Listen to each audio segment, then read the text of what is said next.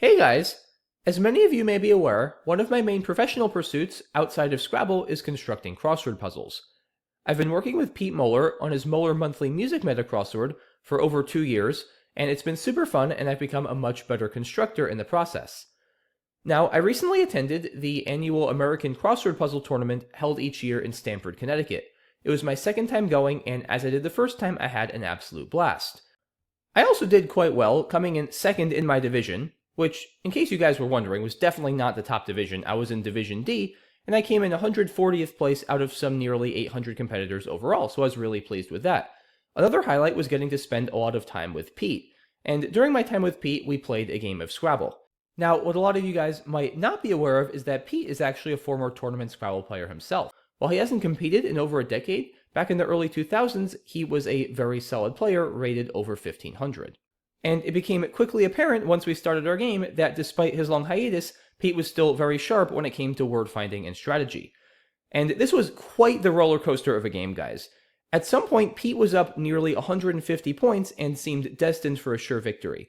If you look at the position I have on screen that I'm going to be discussing in detail in just a moment, it's pretty close, and Pete is up 25 points. If we go back a little bit, in this position, I thought the game was all but over. I was down 121 points, and to make matters worse, I had a horrible rack with 3 T's and 2 A's. I made what I believe is my best play of Tat for just 8 points, trying to desperately set up a new line for bingos down the D column. Pete smartly blocked that line with Minted for 31, scoring well and also turning over a lot of tiles, exactly what he wants to do with a lead, to exhaust the board and accelerate the end of the game. Fortunately, I did draw into Idiots, but it was just 62 points, and with Pete up 144 on this turn, that was just going to chip into the lead a little bit. He was still up over 80, soon to be over 100 after he responded with Rind, and I got freakishly lucky here, guys. I managed to pull unsafety for 104 points to the Y on the top part of the board, bringing Pete's lead to just a single point. Several turns later, after Pete's play of Tack and Twiney for 34 points burning the blank, I was faced with this endgame position. Pete was up 25 points, I had CEEFLO blank, and Pete had just 4 tiles remaining, as you guys can see on the right, ADEL. Now, the first question I asked myself here was, do I have a bingo? Because of course, if I were able to bingo, then this wouldn't be very interesting and I would just win on the spot. There really aren't a whole lot of places to bingo though. I'd have to come up with an 8-letter word down the B column ending in the A of Vera, or a 9-letter bingo through the ON of the K column, and I pretty quickly disposed of both of those possibilities. So then the next question I asked myself was, can Pete go out? Remember, the endgame is the one stage of a Scrabble game where you know your opponent's exact tiles. So I can definitively answer the question of whether Pete is going to play out. And the answer is yes, and he has multiple spots to do it. For instance, he can play Deal, making dough on row 12. He can play Dealer to the ER also on row 12. He can play Dealt to the T on row 11. And he can also play Laded to the D of Rind on the bottom row. So he's got a lot of different outplays. And at first it actually seemed like it was going to be impossible for me to block all of these. So the next question I asked myself was, okay, Pete's going to go out, but I have some decent scoring tiles. Is there any way I can score enough points in this position to overcome whatever outplay Pete might make on his next turn? And to that end, I considered the possibility of playing Fecula for 36 points to the A of Vera. But it was pretty easy to determine that this was going to fall short, because now Pete goes out for 14 points with Dough and Deal, Dealer scores the same, and after this, Pete is already up by 3, and he gets 4 more bonus points for my 2 unplayed 1-point tiles, and Pete would end up winning by 7 with a final score of 425 to 418. So Fecula was thus out of the question.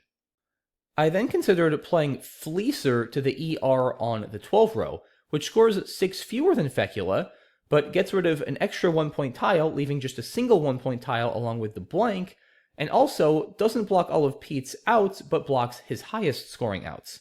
If I do this, then Pete's only remaining outplay is going to be Laded for 8, a decent amount less than the 14 he got for Deal, but it's still going to be enough.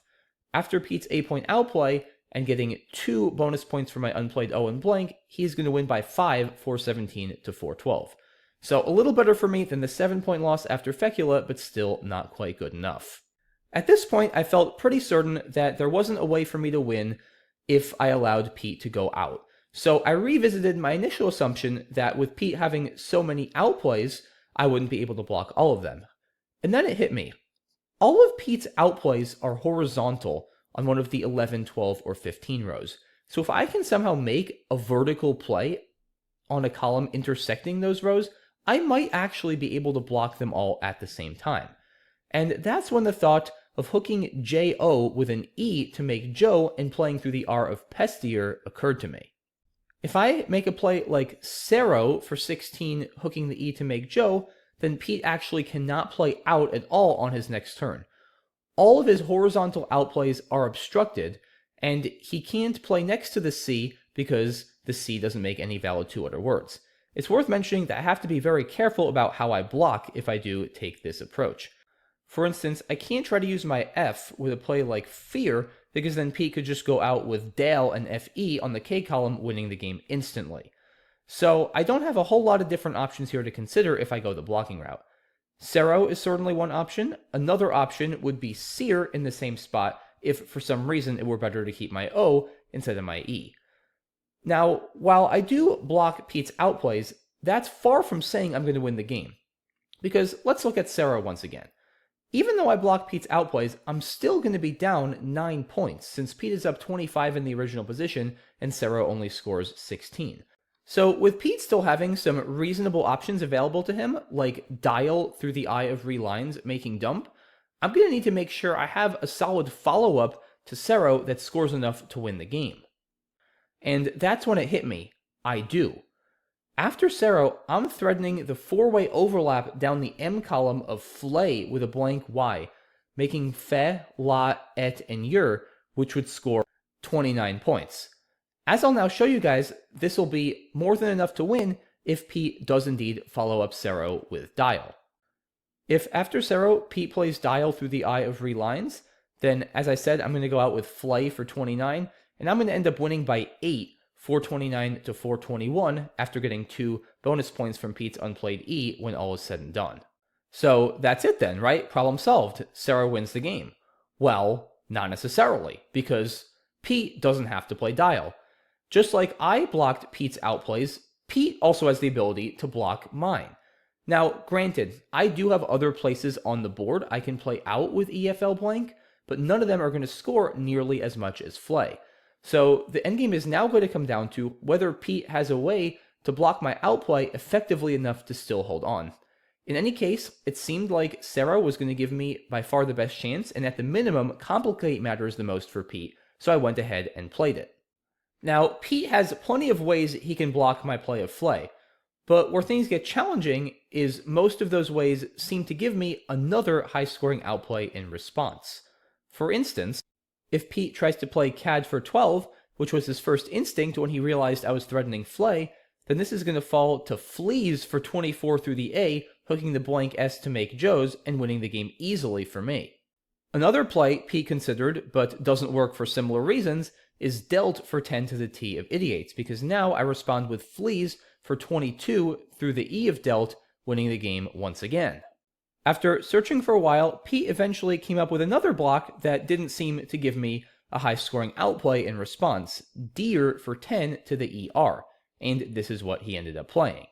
It turns out my highest-scoring outplay in this position, which I saw, is Fella for 14 to the A and Vera, but this is going to lose by a single point, because this would bring me to 412, and I only get 4 points from Pete's unplayed A and L, so I would lose 416 to 417.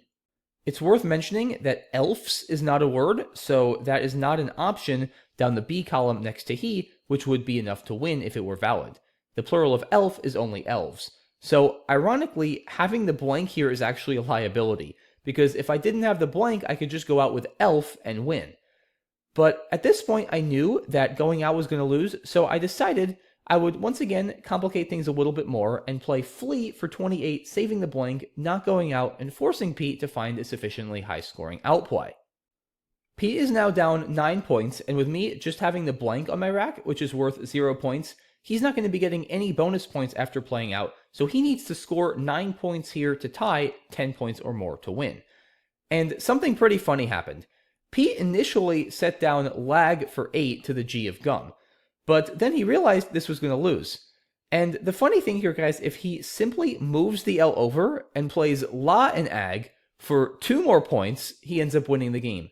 Just that subtle movement of the L from a vertical position to a horizontal position is enough to make a 2-point difference, and in this particular case, swing the outcome of the game from a loss to a win.